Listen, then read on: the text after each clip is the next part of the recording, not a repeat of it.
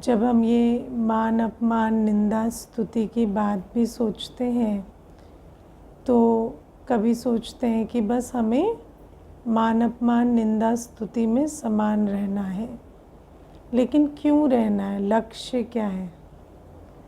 क्योंकि हमें पढ़ना है ना। जैसे अब दुनिया में कहेंगे किसी बाहर की चीज़ पे फोकस मत करो, पर क्यों मत करो? किस पे फोकस करना है वो ज़्यादा इम्पोर्टेंट है ना। सिर्फ ये नहीं कि मुझे निंदा स्तुति मान अपमान में नहीं जाना है, क्योंकि कई बार क्या होता है कि ये भी एक पर्सनालिटी बन जाती है ना, कि आप मुझे कुछ भी कहो मुझे फ़र्क नहीं पड़ता।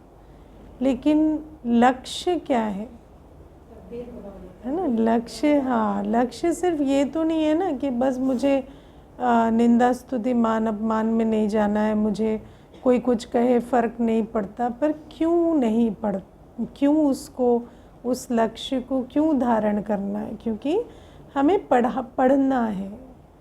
हमें अपने ज्ञान स्वरूप, योग स्वरूप, सेवा की जो सब्जेक्ट है उस पर अटेंशन देना है।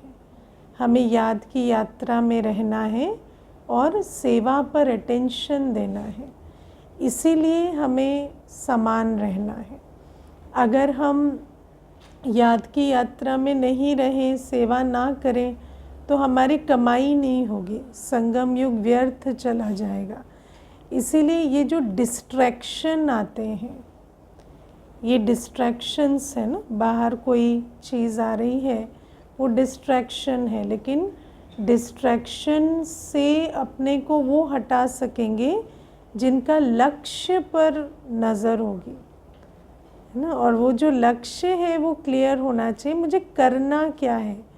क्योंकि कई बार क्या होता है, क्या नहीं करना है वो तो बहुत अच्छा समझ लेते हैं, पर करना क्या है। जैसे मुझे एक भाई ने कहा कि है ना, मेरे पे बहुत विघ्न आए, है ना, और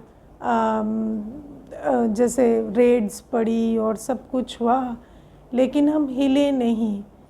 तो मैंने कहा ठीक है, पर किया क्या फिर? वो जो इतना सारी बातें हुई, फिर उससे सफल क्या किया? क्योंकि मानो आपके साथ बहुत कुछ हुआ, आपने उसको बर्दाश्त भी किया, लेकिन फिर वो जो सब बर्दाश्त किया वो क्यों किया? स्वार्थ के लिए किया ना। बस मुझे अपना धन संचय करना है, मुझे ऐसा करना है, तो उसमें कोई कमाल नहीं है। मैं आपको बताऊं, मनुष्य स्वार्थवश बहुत कुछ सहन कर लेता है। एक बिजनेसमैन होता है तो वो तो कई निंदा की बातें एक दिन में सहन करता है ना। कोई कुछ कहता है, कोई कुछ कहता है, लेकिन वो क्यों सहन करता है? अपने प्रॉफिट के लिए। तो उसको ये नहीं कहेंगे कि ये श्रीमत के कारण इसने सहा, है ना। क्योंकि कई बार विकार भी जो है, विकार भी ड्राइविंग फोर्स होते हैं, है ना। हम लोभवश सह रहे हैं, मोहवश सह रहे हैं। अब बच्चा है, देखो मुझे एक बार एक भाई ने कहा मेरे में सहन शक्ति तो बहुत है, मेरे जो बच्चे हैं वो बिल्कुल नहीं सुनते हैं, है ना। आप समझो कि जैसे सारे दिन मनमानी करते हैं, लेकिन मैं तो उनको कुछ भी नहीं कहता, मैं हमेशा सपोर्ट करता हूँ। तो वो आप इसलिए नहीं कर रहे क्योंकि that's the right thing to do, इसलिए कर रहे हैं क्योंकि आप मोहवश हैं। तो उसके कोई अच्छे रिजल्ट्स नहीं आएंगे, है ना। तो विकारों की मोटिवेशन से भी हम कई बार निंदा स्तुति मान अपमान सह लेते हैं, दुख सुख सह लेते हैं, है ना। आप देखो लौकिक परिवारों में दुख सुख की कितनी बातें पार करते हैं, है ना। पूरी ज़िंदगी 2 कपड़ों में गुजार देते हैं माता पिता।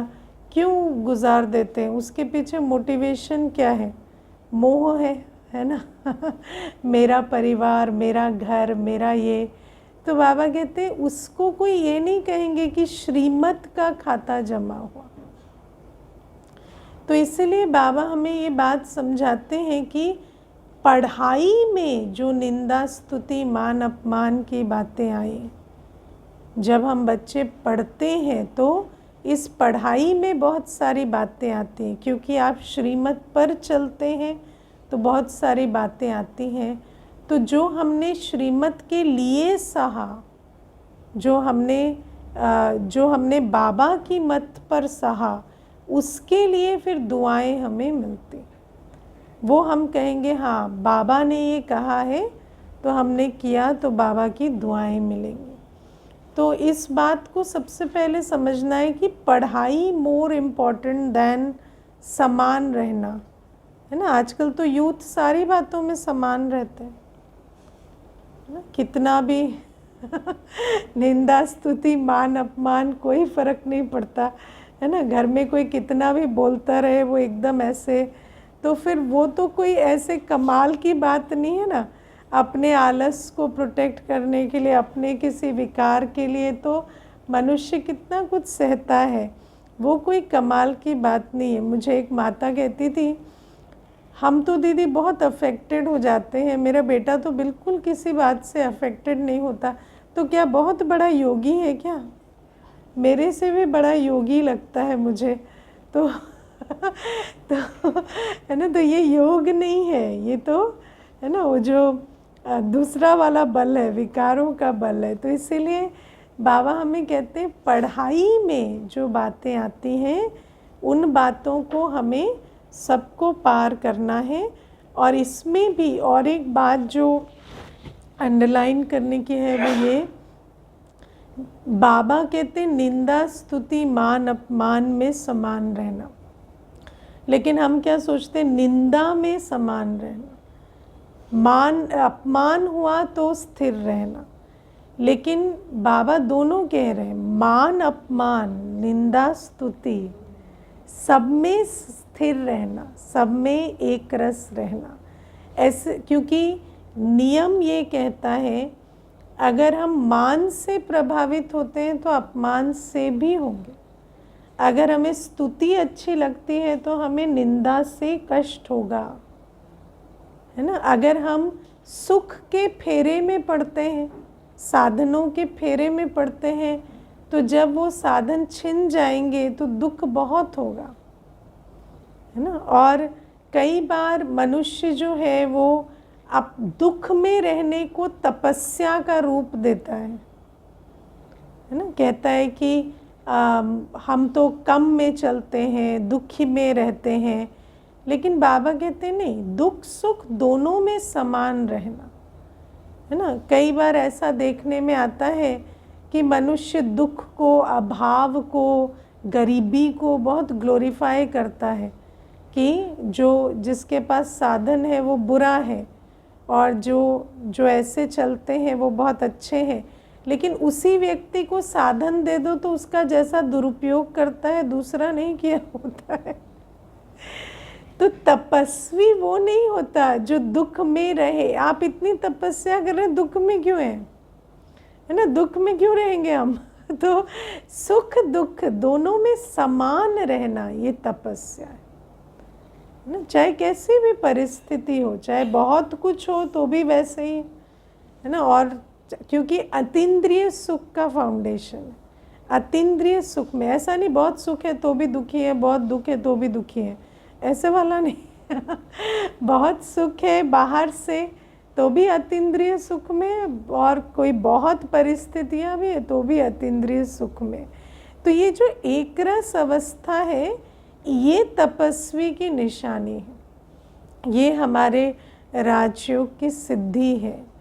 तो बाबा हमें कहते हैं कि पढ़ाई के मार्ग में, क्योंकि हर प्रकार के पेपर आएंगे, बाबा से भी, परिवार से भी, ब्राह्मण परिवार भी बहुत पेपर लेगा, प्रकृति से भी आएंगे, माया से भी बहुत पेपर आएंगे, हर प्रकार के पेपर आएंगे।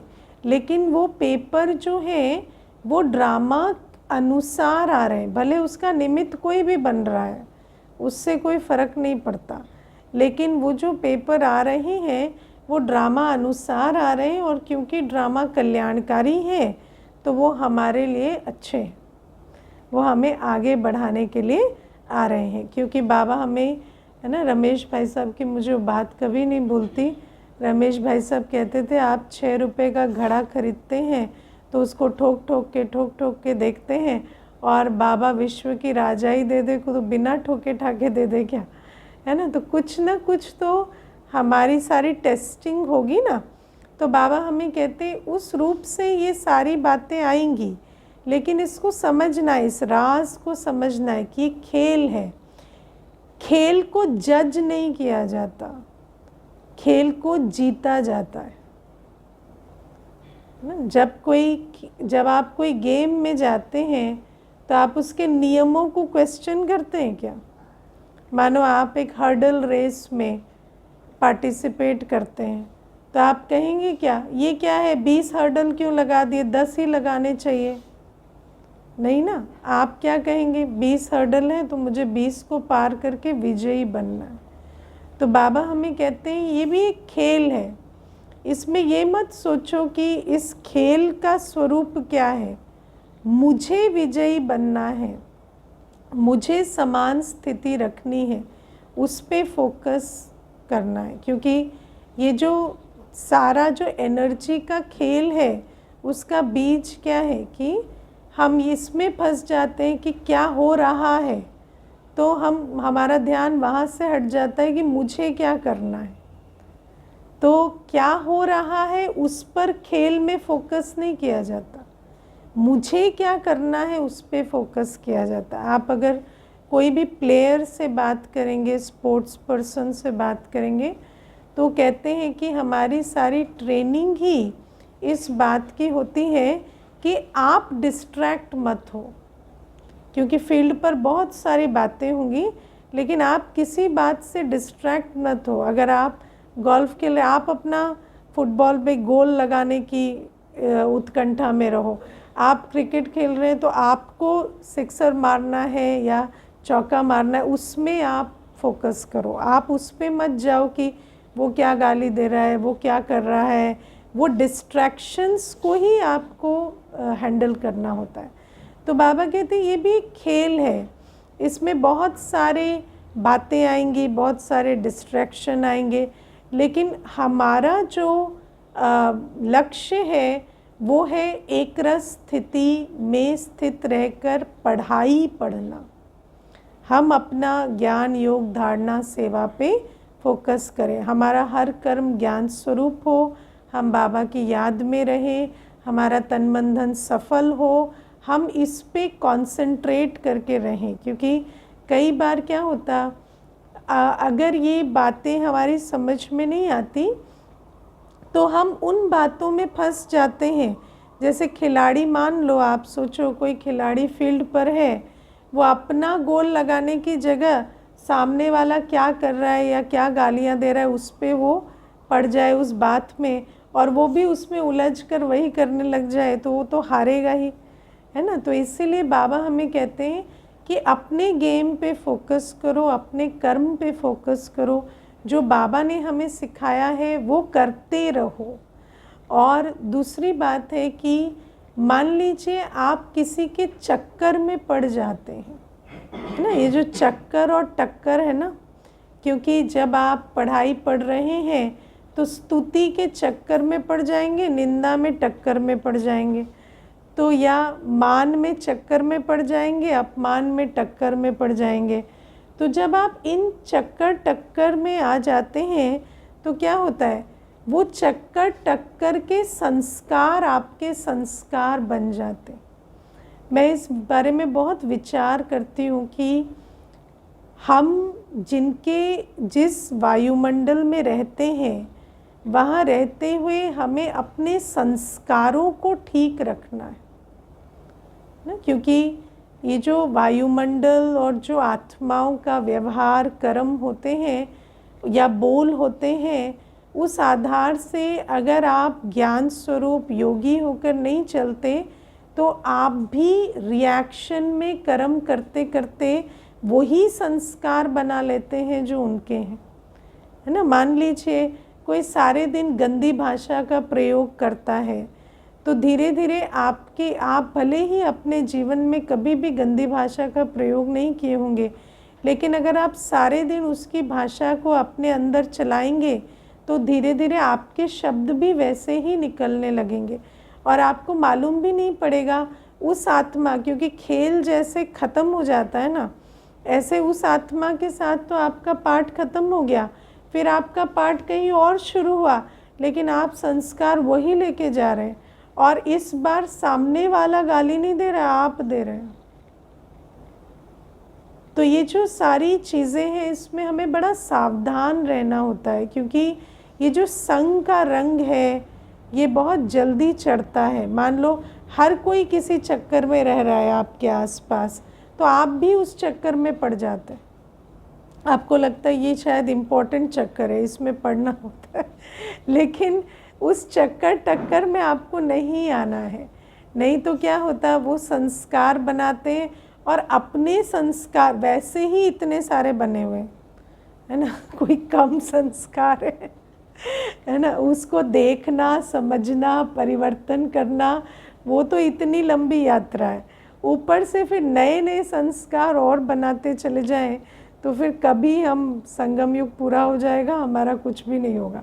तो बाबा इसीलिए हमें जो सावधान करते हैं, लेकिन इसके लिए चाहिए बल ना, क्योंकि अगर हम समान रहना चाहते हैं तो हमें ज्ञान बल चाहिए, पवित्रता का बल चाहिए, योग बल चाहिए, तो उस पर भी हमें अटेंशन देना है। और बाबा आज हमें बहुत अच्छी बात कह रहे, बाप जब तक पढ़ा रहा है पढ़ते रहना है ना। बाप पढ़ा रहा है, हमने कहा पढ़ाई पूरी हो गई, हम पढ़ लिए है ना, तो बाबा को ज़्यादा पता है या हमें ज़्यादा पता है? बाबा को मालूम है ना कि इनकी पढ़ाई पूरी नहीं हुई, तो पढ़ा रहा है, और हम कहें नहीं भाई हमारी पढ़ाई पूरी हो गई, हम तो अब और नहीं पढ़ रहे, तो ऐसे नहीं चलेगा।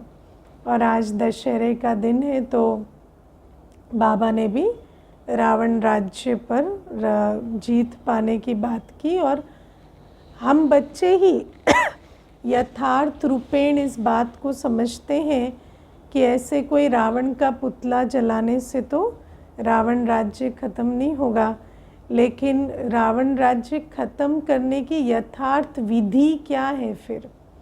चलो वैसे तो ख़त्म नहीं होगा, लेकिन कई बार क्या होता है ना कि हम ये तो समझ जाते हैं कि वैसे ख़त्म नहीं होगा, लेकिन जो यथार्थ विधि है उस पर भी अटेंशन नहीं दे रहे।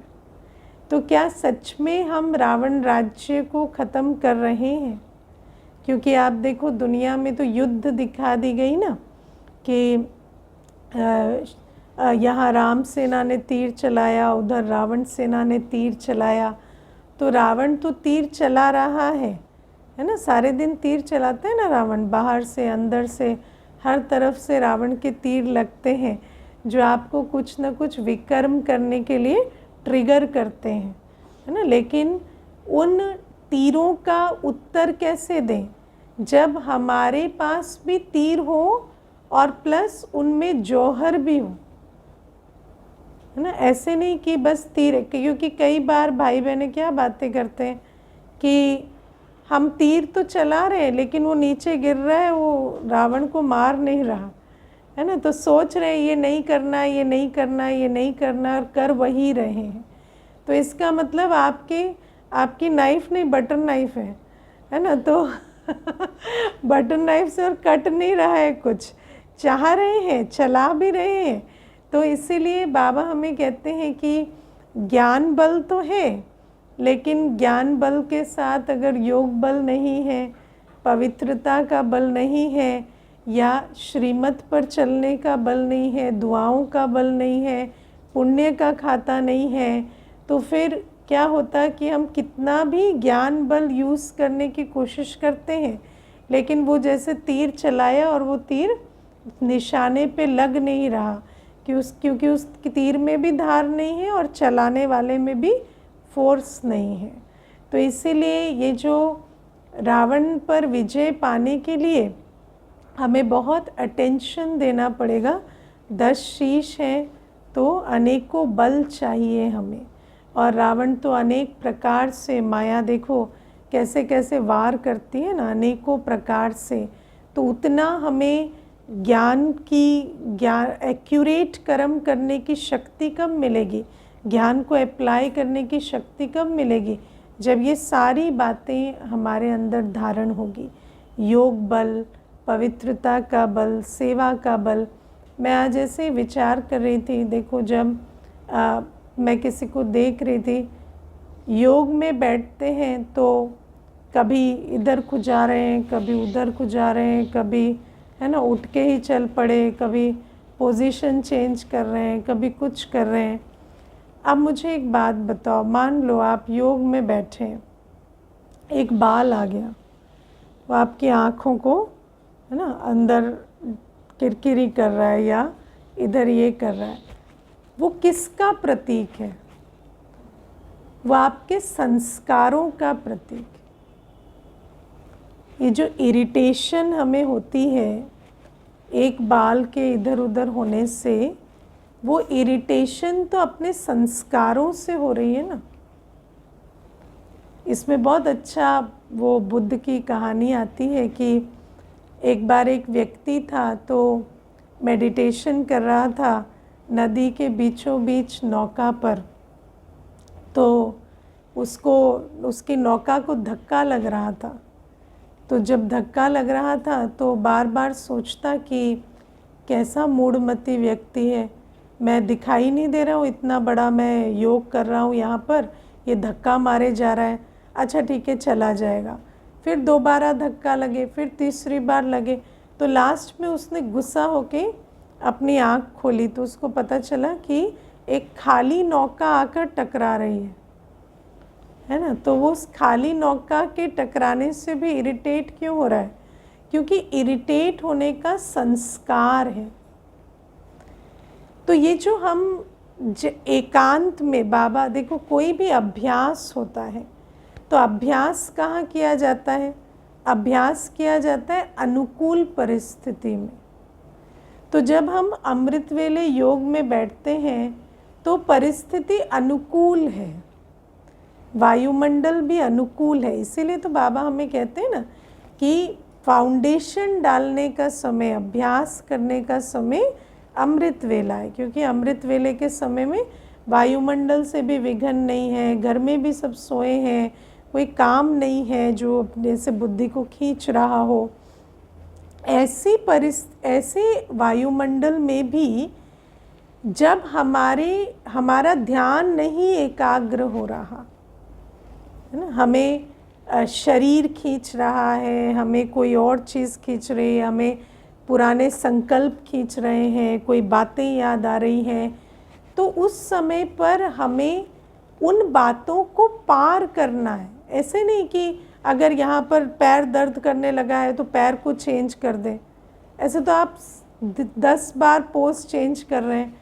नहीं, आराम से बैठें, कुछ नहीं होगा। पैर थोड़े दर्द भी हो जाएंगे तो क्या हो जाएगा ना, पैर सो जाते, पैर सो भी जाएगा तो क्या हो जाएगा, उठेंगे आप 5 मिनट लगेंगे, वो ठीक हो जाएगा। तो उसको इतना, उस समय पर अभ्यास का समय है ना, उस समय अपने शरीर को, अपने मन को एकाग्र करने की, साधने की पुरुषार्थ करना है। ऐसे नहीं कि थोड़ा कुछ हुआ तो हलचल में आ जाएं, पानी प्यास लगी तो पानी पीने चले जाएं, गर्मी लगी तो पंखा चलाने लगे। हाँ, या ये कोई योगी के लक्षण थोड़ी है। 45 मिनट तो आपको स्थिर रहने के लिए, अपनी इंद्रियों को, मन बुद्धि को साधने के लिए मिले हैं ना। तो उस समय पर साधें। कोई बात आई तो फिर संकल्प, चल आज योग नहीं लग रहा है। योग क्या कोई गोली है जो खा ली तो लग जाएगा?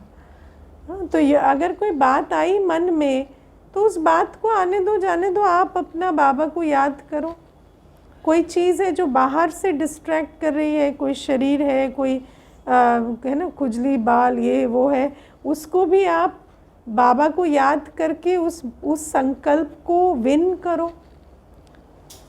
तो और अगर 45 मिनट हम एक रस नहीं बैठ सकते या 1 घंटा हम एक रस नहीं बैठ सकते, तो फिर कैसे हम सोचते? शरीर को भी नहीं स्थिर रख सकते तो फिर मन बुद्धि को कहाँ स्थिर रखेंगे?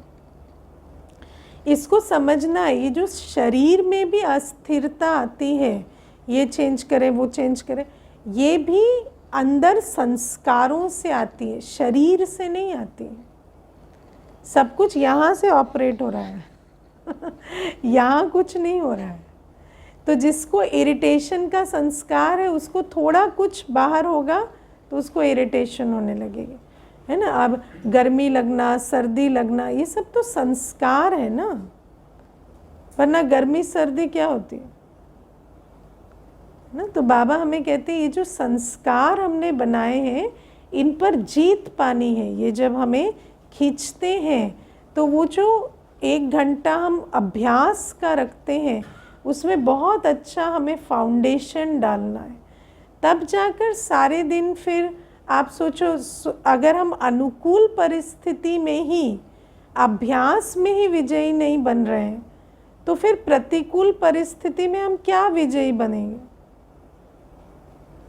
फिर तो सारे दिन हमारी क्या ही अवस्था होती होगी। तो इसीलिए ज्ञान को यूज़ कर कर, है ना, अपने आप को कहो मैं तो एक आत्मा हूँ, मैं अपने बाबा की याद में हूँ, बाबा शांति का सागर है। मन में हलचल क्यों है? मन शांत है। कुछ भी हो रहा हो, मेरा मन शांत है। कुछ भी हो रहा, मुझे सुख स्वरूप का अनुभव हो रहा है। चाहे ही आसपास आपके बहुत सारी बातें चल रही हैं, उस समय भी आपको बातें खींच रही हैं, आज ये बात होगी, वो बात होगी, लेकिन अपने आप को याद दिलाओ, नहीं मैं अभी किसके साथ बैठी हूँ? सुख सागर बाबा की याद में बैठी हूँ। मेरा मन बहुत सुख स्वरूप है, I am full of happiness. तो इसको, इस अवस्था को जमाना है। और अगर अभ्यास में ही फेल हो रहे, प्रैक्टिस सेशन में फेल हो रहे, तो बाद में क्या? तो पहले अमृत वेले के पर्पस को ठीक से समझना है। विकर्म विनाश तो बाद में होंगे विकर्म विनाश तो तब होते हैं जब हमारी जो तार है वो निरंतर जुड़ी रहे, जब हमारा बुद्धि योग जो है वो निरंतर जुड़ा रहे। विकर्म विनाश के लिए एक बहुत अच्छा एग्जाम्पल आता है। मानो आपको एक लोहे को गलाना है, तो आप मोमबत्ती से तो नहीं गलाएंगे ना, उसके लिए क्या चाहिए? बहुत इंटेंस हीट, वो भी बहुत लंबे समय तक। तो विकर्म विनाश करने के लिए वो अवस्था चाहिए। लेकिन अभी जो हमारी मोमबत्ती है वो तो स्टेबल रहे ना वो स्टेबल रहे, तब तो फिर उसमें इंटेंसिटी भरे, तो फिर उसमें निरंतर अवस्था हो, तो विकर्म विनाश होंगे। लेकिन विकर्म विनाश से भी पहले अपनी जो प्रेपरेटरी, क्योंकि मेजॉरिटी भाई बहन नए होते, तो वो जो प्रेपरेशन की स्टेज है, उसके लिए भी हमें अमृत वेला चाहिए। अमृत वेला में अपनी कम से कम बुद्धि की तार को स्थिर रखने का अभ्यास, पुरुषार्थ तो करें। फिर जब वो स्थिर रहने लगेगी और हम 2 घंटे, 4 घंटे, 8 घंटे बाबा की एक रस याद में रहेंगे, तो विकर्म विनाश हो। फिर चाहे वो अमृत वेले के बाद का भी काउंट कर सकते हैं, अगर अच्छी स्थिति है तो चलते फिरते भी विकर्म विनाश हो। लेकिन बाबा कहते हैं ये सारा जो, ये समझ तो रखनी पड़ेगी। और ज्ञान बल को यूज़ करने के लिए योग बल चाहिए, है ना। अगर हमारे अंदर मन बुद्धि की स्थिरता नहीं है, बाबा की याद में नहीं रह पाते, क्योंकि बाहर का वायुमंडल तो आपके पुराने संस्कारों को बार बार ट्रिगर करेगा। तो उन ट्रिगर्स के बीच में आप ज्ञान स्वरूप होकर रिस्पॉन्ड करें, उसके लिए आपको बाबा की याद का बल चाहिए कि जैसा मेरा बाबा है वैसे मेरे मन बुद्धि की अवस्था है, जो परिस्थिति चल रही है वैसी मेरी मन बुद्धि की अवस्था नहीं है। तो बाबा हमें कहते हैं ये सारे बल चाहिए रावण पर जीत पाने के लिए। ऐसे नहीं कि रावण पर, हम बाबा के बच्चे हैं, हम रावण पर जीत पा रहे हैं। बाबा ने कहा ना, वैसे तो नारद भी है, लेकिन नारद को कहा कि मुंह तो देख कर आओ, है ना, मुखड़ा देख ले प्राणी। क्यों? क्योंकि बाबा कहते हैं अपने अंदर चेक भी करना पड़े कि हमारे अंदर सच में हम विकारों पर, रावण पर जीत पा रहे हैं क्या। क्रोध का क्या स्तर है ना, या क्रोध को तो क्रोध पहचान भी पाते हैं। जैसे अभी मैंने आपको कहा कि एक छोटी से शरीर की हलचल से भी अगर इरिटेट हो रहे हैं तो माना कितना अंदर क्रोध है हमारे, है ना। और जैसे उस एग्जाम्पल में बताया कि उस योगी को कैसे रियलाइज़ हुआ ये अंदर है, क्योंकि सामने कोई व्यक्ति नहीं था।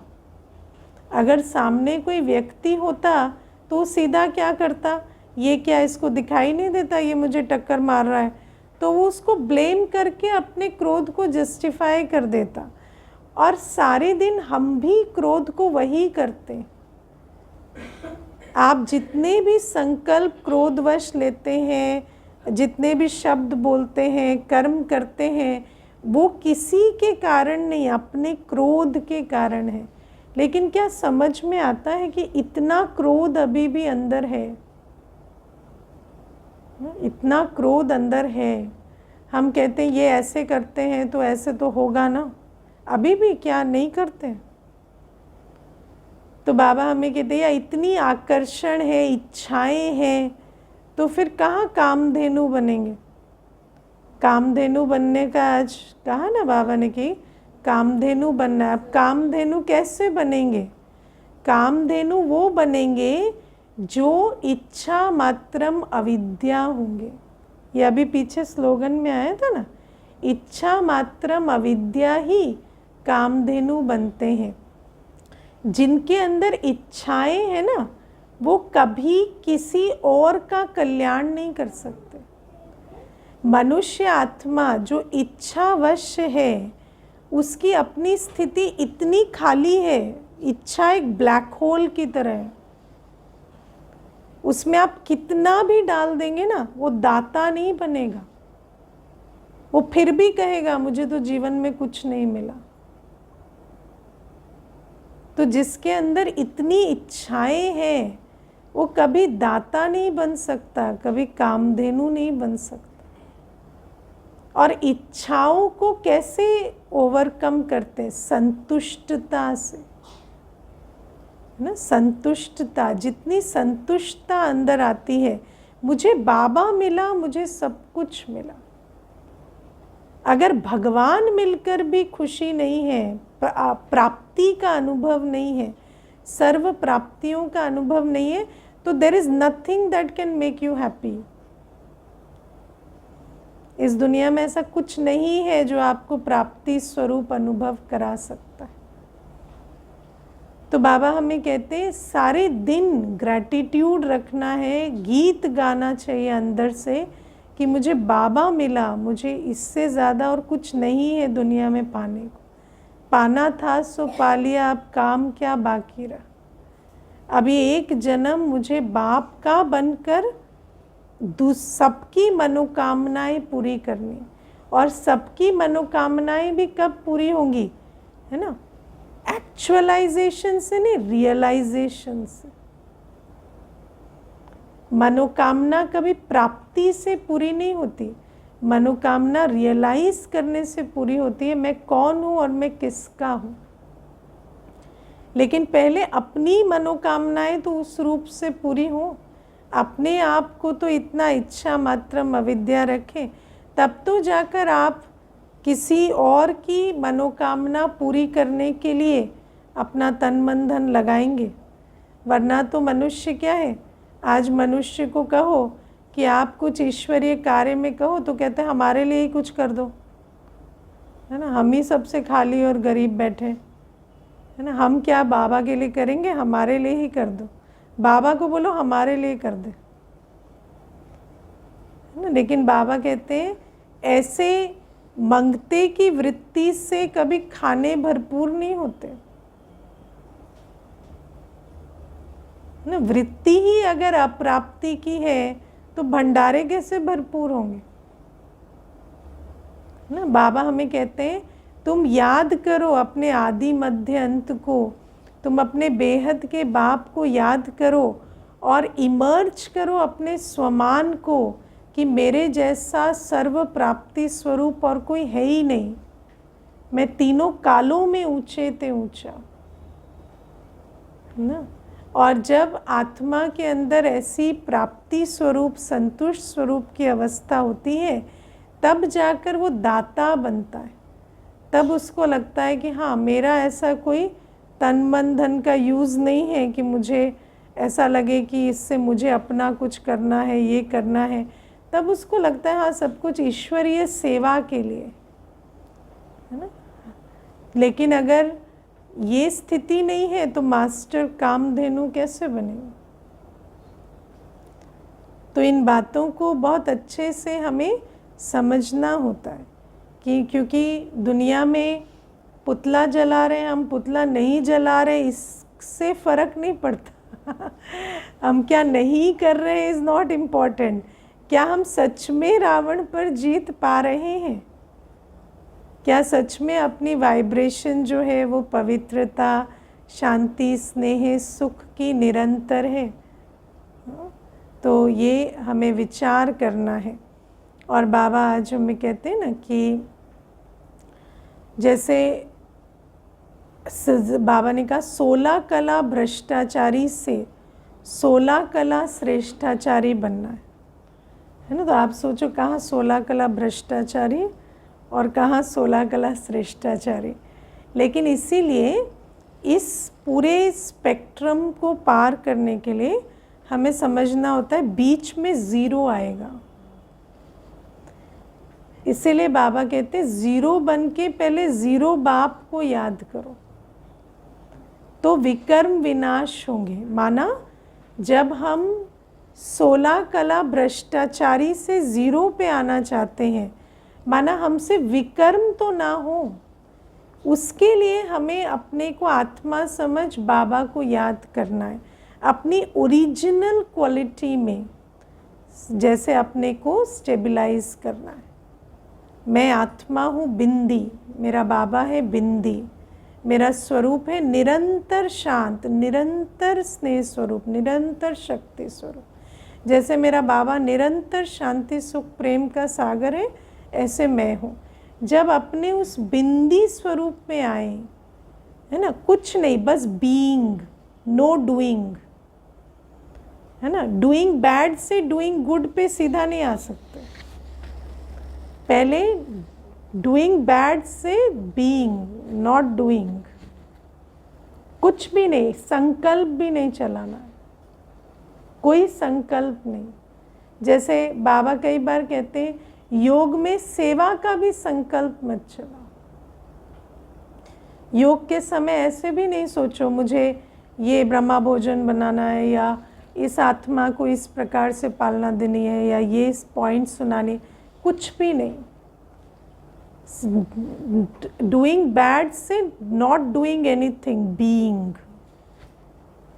उस पे आना पड़े, तब जाकर विकर्म विनाश होंगे। हम सोचें कि सीधा जो भ्रष्टाचारी से श्रेष्ठाचारी हो जाए, वो नहीं होगा। पहले अपने को देह और देह के धर्मों, संबंधों और देह की दुनिया के संकल्पों से उपराम करना सीखना होगा।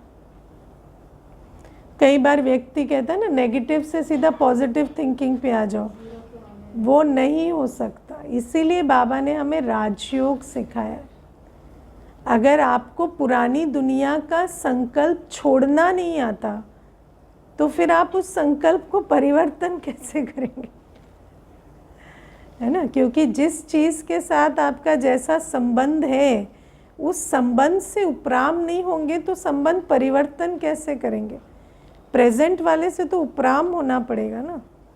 हाँ, आप एक कमरा सफाई करते हैं तो पहले तो सामान निकालते हैं ना, फिर जाकर उसकी सफाई करते हैं तो नए सिरे से रख सकते हैं। तो बाबा कहते पहले तो जिस प्रकार से हम हर आत्मा, हर परिस्थिति, हर व्यक्ति, हर वस्तु, हर चीज़ के साथ जैसे रिलेट कर रहे हैं, जैसे हम उनके प्रति संकल्प चला रहे हैं, उनसे हम पूरा उपराम हो जाए। डोंट थिंक, पहले तो थिंक पॉजिटिव, बाद में डोंट थिंक पहले। तो बाबा कहते पहले तो ये अभ्यास करो कि जब चाहो डोंट थिंक मोड में जा सको। एक भी संकल्प नहीं इस पुरानी, ज़ीरो, मैं आत्मा मेरा बाबा। मुझे सोचना भी है ना, तो बाबा और सतयुग, बाप और वर्षा, इस पुरानी दुनिया के कोई संकल्प नहीं चलाने। तब जब आपकी स्थिति ऐसी उपराम होगी, तब आप श्रेष्ठाचारी की तरफ जा सकते हैं, है ना। मैं शुरू में मुझे याद है कि जैसे कोई पूछता था ना, किसी ने आपके साथ बहुत गलत किया, कुछ किया, आप उनको शुभ भावना दे पाते हैं? तो मैं झूठ नहीं बोलती थी, मैं कहती थी मैं शुभ भावना नहीं दे पाती, लेकिन मैं कुछ नहीं देती। मैं अपने को आत्मा समझ बाबा की याद में रहती हूँ, मैं उनके प्रति संकल्प नहीं चलाती, है ना। तो वो स्टेज पहले आएगी, फिर धीरे धीरे आप और अपनी अवस्था जब ऊंची करेंगे तो आप शुभ भावना भी दे सकें। जैसे आज शुभ भावना दे पाते, आज योग में भी बैठते हैं तो कोई किसी को इमर्ज करके दे भी पाते। मानो किसी के साथ बहुत भी हिसाब किताब रहा तो भी उसको शुभ भावना दे पाते, लेकिन उसमें समय लगता है। लेकिन अगर वो नहीं भी कर पा रहे तो पहले तो कम से कम अपने को आत्मा समझ बाबा की याद में रह सके, है ना। उनका जो चिंतन खींच रहा है उससे उपराम हो सके, बाबा का स्नेह, बाबा की सुख की अवस्था इतनी अनुभव करें कि वो और फील ना हो, इस स्थिति में आना है। और फिर धीरे धीरे स्वमान जागृत करें कि हम ही है विश्व कल्याणकारी, है ना। मैं ही हूँ जिसको राज्य करना है। कल बाबा ने क्या कहा, तुम टीचर हो, तुम शिक्षक हो, हर कोई स्टूडेंट है। तो इस बात को फिर जैसे जैसे आप इमर्ज करेंगे तो जितना विकर्म विनाश हो गए होंगे, भित्ति तैयार होगी, तो कोई भी बीज बोएंगे दैवी गुण का, तो दैवी गुण का बीज जो है वो फले फूलेगा। लेकिन अगर भित्ति ही तैयार नहीं है ना, झाड़ उगे हुए हैं और आप वहाँ बीज डाले जाओ तो फूल थोड़ी उगेंगे। पहले तो उसको साफ करना पड़ेगा ना। तो सफाई हो गई है आराम से, तब जाकर उसकी प्लाविंग हो गई है, डिगिंग हो गई है, फिर बीज डालेंगे, उसके बाद वो बीज जो है वो फलीभूत होगा। तो बाबा कहते हैं इस प्रकार से हमें 16 कला भ्रष्टाचारी से 16 कला श्रेष्ठाचारी बनना है, और उसके लिए राजयोग के सिवाय कोई विधि नहीं है ना। राजयोग के सिवाय और कोई विधि नहीं है।